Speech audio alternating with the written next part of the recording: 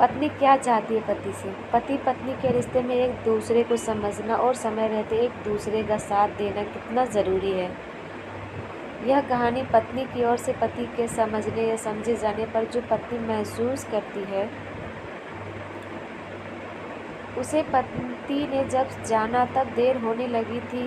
देर हुई तो नहीं ना करवा चौथ के अवसर पर जीवन संगिनी को समझने का एक कथानुथा प्रयास तुम्हारी प्लेट से गिर रही थी और उल्टियाँ भी हो चुकी थी।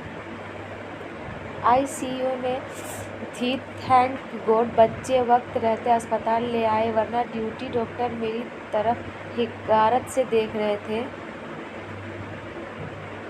मैं किसी अजनबी सा शून्य में खो गया। तुमने कभी अपनी बीमारी, दर्द, तकलीफ को मेरे सामने नहीं दिखाया और ना ही काम करने में लापरवाही की, और मैं यही समझता रहा कि सब ठीक है। शादी के बाद से ही तुम्हारी यह सपनों को मुट्ठी में कैद करने की बातें मुझे बचकानी बुनियादी लगती, रियल लाइफ से दूर की बातें। कभी तुम्हारे साथ उड़ने की कोशिश नहीं की मैंने। तुमने घर बाहर की जिम्मेदारी से मुक्त रखा मुझे।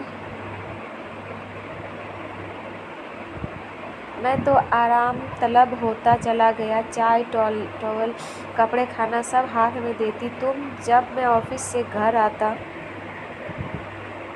चाय पिलाती और मैं अपने दोस्तों से मिलने निकल जाता। उस दिन मुझे बुखार था तो मेरी तीमारदारी में लग गई थी।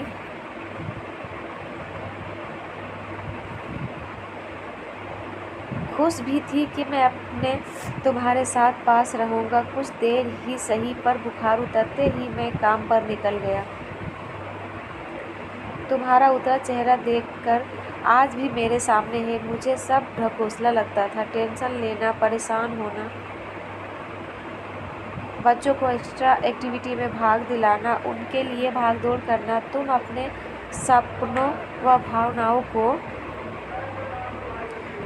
मार कर मेरे साथ हर क्षण खुशी से बिताना चाहती। निर्विकार सा मैं काम में ही डूबा रहता था। कभी समय मिला भी तो मित्र, नाते, रिश्तेदार ही मेरे लिए विशेष रहे। तुम मुझे मेरी जिम्मेदारी समझाती, कभी झुंझला कर लड़ पड़ती थी, पर 2 ही मिनट बाद मेरी टाई ठीक करने लगती और मैं तुम्हें थकियाता हुआ ऑफिस के लिए निकल जाता। क्या जाने तुम पर क्या बीतती होगी जब तुम छुट्टी वाले दिन मेरे सिर की मालिश करती तो मुझे अपनी किस्मत पर नाज होता। लेकिन तुम्हारी चाट की फरमाइश पर तुम्हें चटोरी बोल दिया था और वो तुम्हारी आखिरी फरमाइश साबित हुई।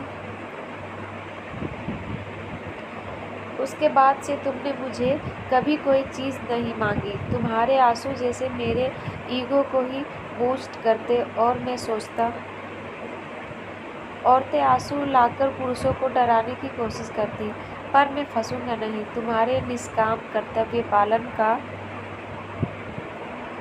नतीजा यह हुआ कि बच्चे तुमसे जुड़ते गए और मुझसे दूर होते गए। जब दोनों रिजल्ट या मेडल लाते तो सबसे पहले तुम्हें ही लाकर दिखाते। मेरे परिवार वाले भी तुमसे हमेशा खुश ही रहते थे। मेरी बहनों को भी स्नेह परवाह की आशा तुमसे ही रहती थी। तुम्हारी गुहार मेरी माँ सुनती भी थी। बस वहाँ तुम मन हल्का कर सकती थी। मेरी निष्ठुरता से उबरने के लिए तुमने अपनी किट्टी पार्टियाँ भी शुरू कर दी। लेकिन मुझे यह सब भी बर्दाश्त नहीं होता था, क्योंकि मुझे यह बेवजह समय और पैसों की बर्बादी लगती। मेरे लिए ये सब चोचले होते। परिणाम वही हुआ। प्रौढ़ावस्था में मैं अकेला तथा तिरस्कृत महसूस करने लगा और बच्चों के साथ तुम और मजबूत हो चुकी थी। फिर भी मेरी परवाह थी तुम्हें। अब बस यह अंतर आ चुका था कि जिस सानिध्य के लिए तुम तरसती थी, उससे के लिए अब मैं तरसने लगा हूँ, क्योंकि जब भी मैं चाहता तुम मेरे पास आ रहो।